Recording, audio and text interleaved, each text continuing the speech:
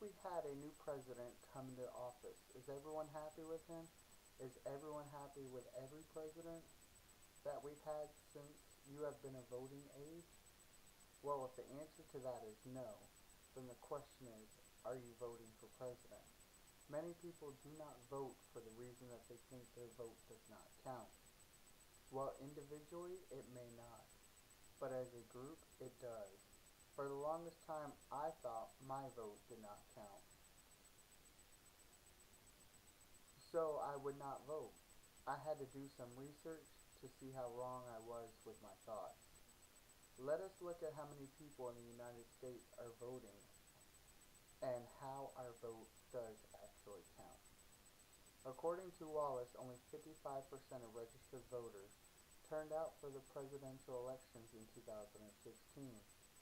That means that 45% of voters did not show up to vote. That only includes the number of voters that are actually registered, according to Wright.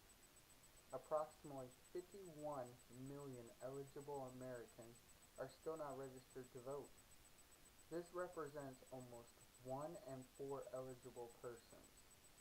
Among those that were eligible to vote, 30% African Americans, 40% of Hispanics, 45% Asian Americans, and 41% of young adults 18 to 24 were not registered to vote in the historic 2008 elections. Only 72% of Americans are registered to vote, according to Lindell. When you ask yourself why you should vote, think of this.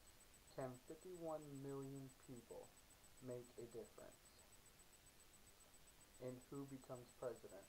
In the last election, according to Wallace, there was only 0.2% difference in the popular elections. Therefore, if there are so many people that do not vote, then why does my one vote matter? How can my one vote make a difference, you may ask? Well, the answer is simple. It is collectively that one vote can make a difference. One vote by itself may not be enough to change anything, but if 2% of the population feels the same way and votes, it can be enough to make a change. As long as we feel we cannot make a difference, we will not change anything. Another thing is the way the voting is set up with the Electoral College. It makes voting more statewide than nationally. For those of you that are not very familiar with the Electoral College, each state gets so many representatives. There is a rather complex way that they figured out how to give each state their representatives. But according to Walbert, the larger the state population, the more votes you get. The outcome of the vote in each state determines the slate of electors, who then in turn make the actual choice of president and vice president. Each state has many electors, as it has senators and members of the House of Representatives, for a total of 538. Therefore, because of the college, you are not counted nationally, just statewide, and one vote counts more that way. If you watch when the presidential candidates are trying to win, they focus on certain states, the ones with the highest number of electoral votes. They realize that the popular votes are not as important. It is more important for them to win the key states with the most votes. There are a few examples of where the president has actually lost the popular vote but still got into office based off the Electoral College. According to History.com, in the 2000 presidential election, George Bush lost the popular votes by 0.5%, but he won the Electoral College by 5 votes.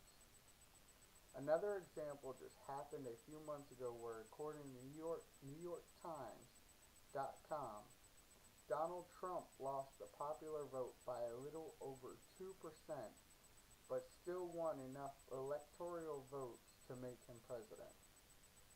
This goes to show us that the presidential election can be a close race where every vote is important, and that one person not showing up to vote could cause someone else to be in office.